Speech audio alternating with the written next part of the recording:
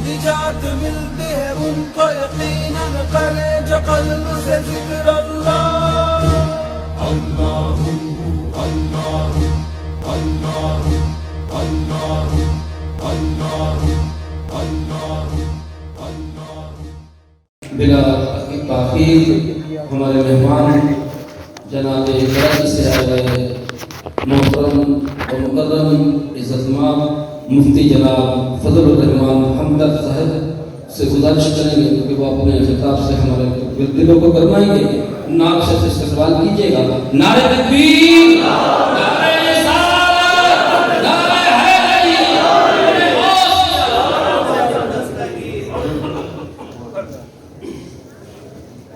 الحمدللہ رب العالمین والصلاة والسلام علی سید الانبیاء والمرسلین وآلہ الطیبین الطاہرین ورضی اللہ عن الصحابة من المہاجرین والانصار ومن تبعهم بإحسان إلى يوم الدین۔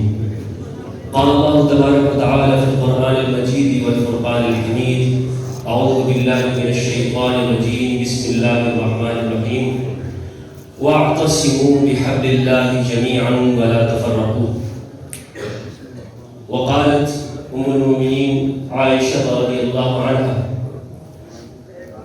كان النبي صلى الله عليه وآله وسلم يذكر الله كل أحيان، أو كما قال عليه الصلاة والسلام۔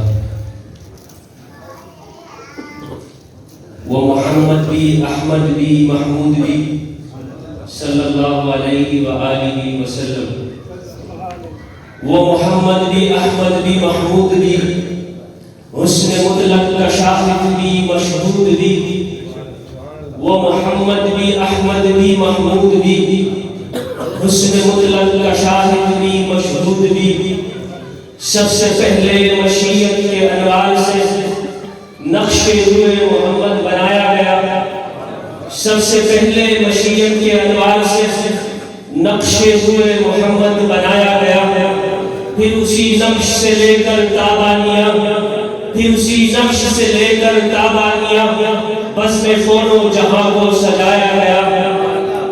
علم و حکمت میں ہے وہ غیر محدود بھی، علم و حکمت میں ہے وہ غیر محدود بھی، ظاہراً امیوں میں اٹھایا گیا۔ حشر کا ڈر مجھے کس لیے ہو امین، میرا آقا ہے وہ، میرا مولا ہے وہ، جس کی جھولی میں جنت بچھائی گئی، جس کے ہاتھوں سے کوثر لٹایا گیا۔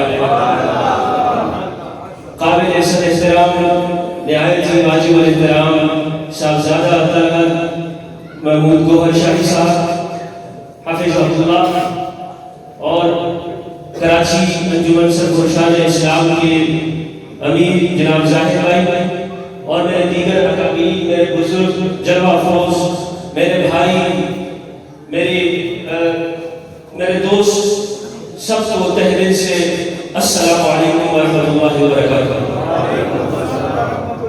میرے لیے کچھ عاجز فقیر لاچار کے لیے بڑی سعادت کی بات ہے، سعادت کا باعث ہے میرے لیے کہ میں آج ولی کے مسکن میں آیا ہوں، ولی کے ٹھکانے میں آیا ہوں، وقت کے سلطان اور وقت کے غوث کے دربار میں آیا ہوں۔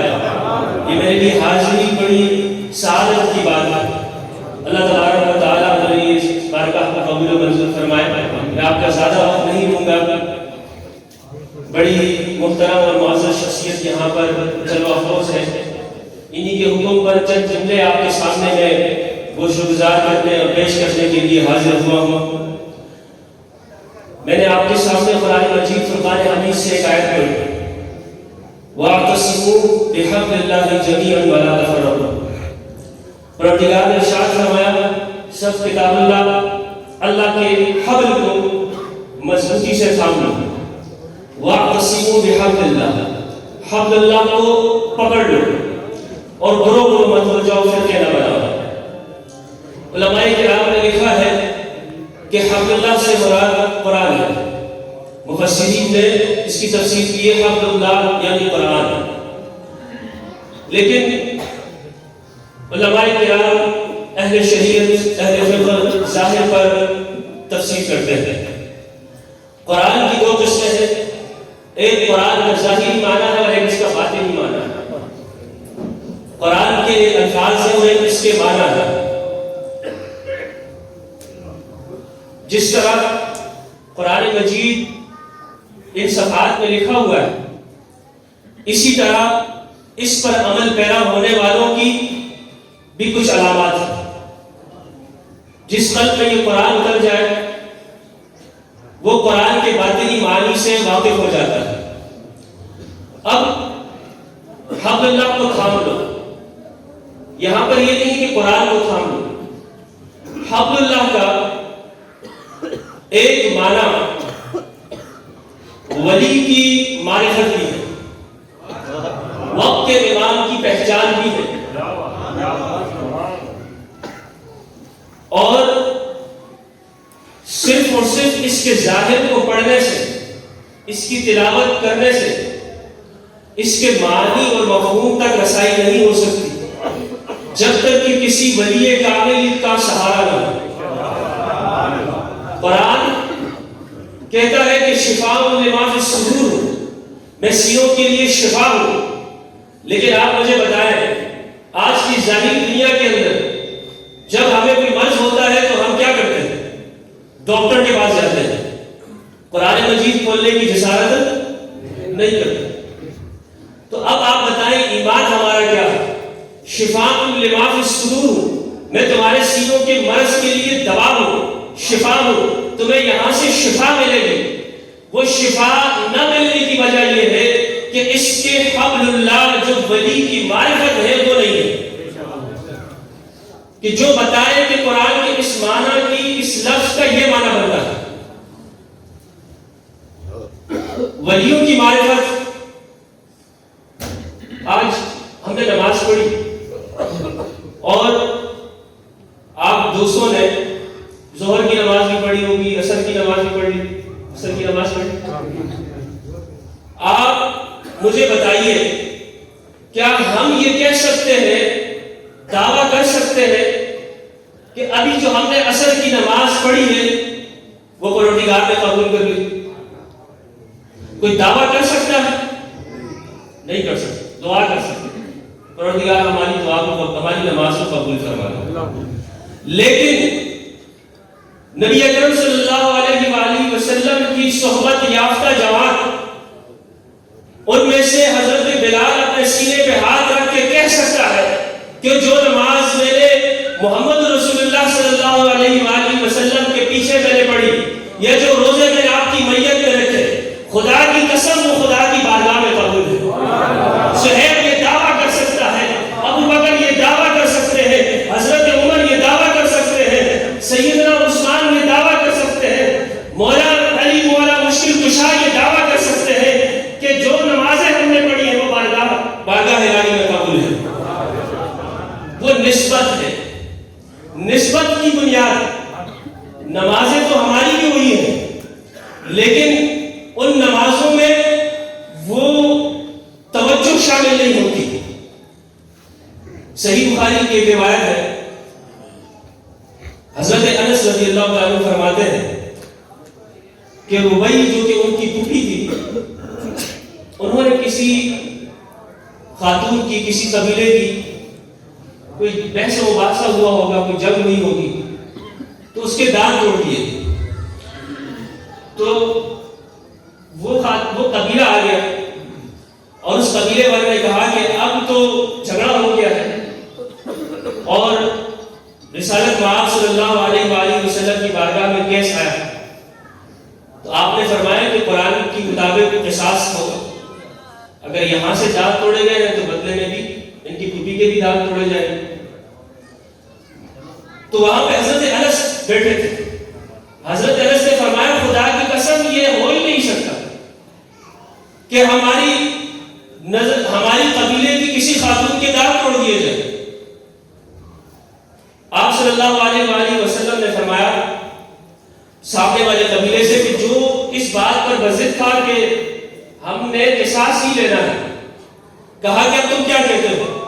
جب حضرت انس نے یہ قسم کھائی وہ قبیلہ راضی ہو گیا کہ ہم دیت دے دیتے اور معاف کر دیتے. اس موقع پر آقا وہ جہاں صلی اللہ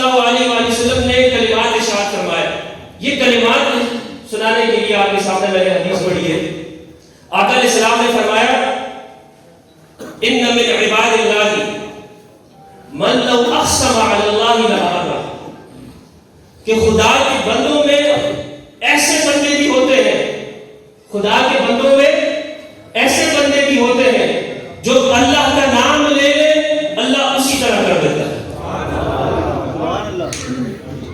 وہ خدا کے بندے جو کہہ دیتے ہیں وہ تقریر بھی بدل جاتی ہے، لوگوں کے دل بھی پلٹ جاتے ہیں۔ تو یہ ہے ولیوں کی کرامات، اولیاء اللہ کی معرفت اس در سے ملتی ہے۔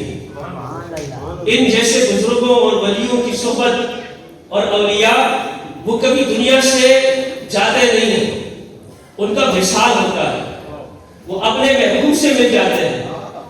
ولی ہمیشہ زندہ ہوتا ہے، اور جہاں ولی ہوتا ہے وہاں زندگی ہوتی ہے، وہاں سے زندگی پیدا ہوتی ہے، وہاں مردگی مواد نہیں ہوتا، وہاں زندگی ہی زندگی ہے۔ قرآن مجید کی سورہ کہف میں آپ پورا خضر اور موسیٰ علیہ السلام کا واقعہ پڑھیں، بڑا دلچسپ واقعہ ہے۔ ظاہر اور باطن پر جو بحث کرتے ہیں نا کہ باطن کچھ نہیں ہوتا، باطن تو ایسی ہے، یہ ڈرامہ، یہ کچھ نہیں ہے، سب ظاہر ہے، داڑھی رکھ لو، پاجامے جو ہے وہ ٹخنوں سے اوپر کر لو، ٹھیک ہے، اور بس 5 وقت کی نمازیں پڑھو، بس تم کامل ہو گئے۔ نہیں، آپ اس واقعے کو پڑھیں، سیدنا موسیٰ اور حضرت خضر کا۔ قرآن نے باطن کی تعلیم دی ہے کہ حضرت موسیٰ سے کہا کہ مجھ سے بحث نہیں کرنا، اور آگے جب گئے تو وہاں پہ حضرت خضر نے 3 واقعات ہیں۔ ایک جگہ پہ دیوار صحیح کر دی، قوم نے کھانا نہیں کھلایا تھا، ان سے مانگا تھا، پھر بھی دیوار صحیح کر دی۔ وہاں پر ایک جو ہے وہ ایک بچے کو بھی جو ہے وہ قتل کر دیا۔ تو یہ اس واقعے کو آپ دیکھیں، اور اس واقعے میں ایک چھوٹی سی بات ہے کہ ان کے پاس مچھلی تھی، اور فرمایا کہ مچھلی جہاں زندہ ہو جائے سمجھ جانا وہاں ولی ہے، وہیں پر تمہارا مطلوب شخص۔ اس سے بھی یہ معلوم ہوتا ہے کہ جہاں ولی ہوگا وہاں پر زندگی پیدا ہوگی، دل زندہ ہوں گے، دلوں کے اندر جو سختی ہے، کدورت ہے، نفرت ہے، دل مردہ ہو چکے ہیں، یہ سب غلاظتیں باہر نکل آئیں گی۔ سے جملہ کہہ کر میں حضرت اپنے بات اختتام کرتا ہوں۔ اولیاء اللہ کی معرفت یہ حاصل کرنا چاہیے، اور اولیاء اللہ کی معرفت یہی نجات کا ضامن ہے۔ ان کے ساتھ جڑ جانا، ان کے ساتھ چپٹ جانا، ان کا ہو کے رہ جانا، یہی حبل اللہ ہے، اللہ کے حبل کے ساتھ احتسام کرتا ہے۔ وَاعْتَصِمُوا بِحَبْلِ اللَّهِ جَمِيعًا وَلَا تَفَرَّقُوا۔ آج جو ہم فرقہ بندی، گروہ بندی اور مختلف قسم کی نسلی عصبی تفریقوں کا شکار ہے، امت مسلمہ ٹکڑے ہو گئی ہے، اس کی وجہ کیا ہے؟ وجہ یہی ہے کہ قرآن کو تو سب پڑھ رہے ہیں لیکن اہل قرآن کے قریب کوئی نہیں جاتا۔ اہل قرآن کی معرفت، اہل اللہ کی معرفت۔ بہت بہت شکریہ۔